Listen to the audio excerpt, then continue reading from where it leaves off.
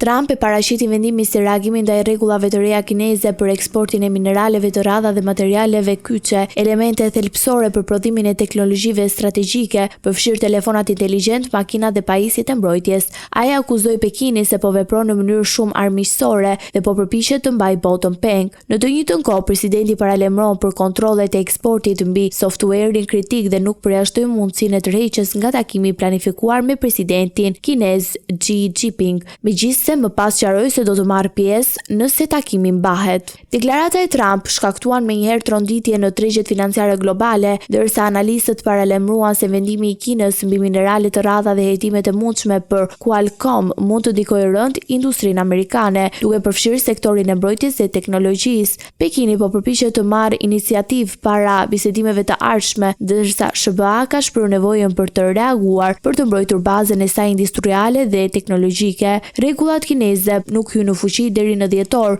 duke lënë hapësirë për bisedime, por shkallëzimi i fundit nënvizoi tensione të rritura në marrëdhëniet ekonomike midis superfuqive dhe rrezik për një përplasje tregtare që mund të prekë sektore strategjike dhe sigurinë kombëtare.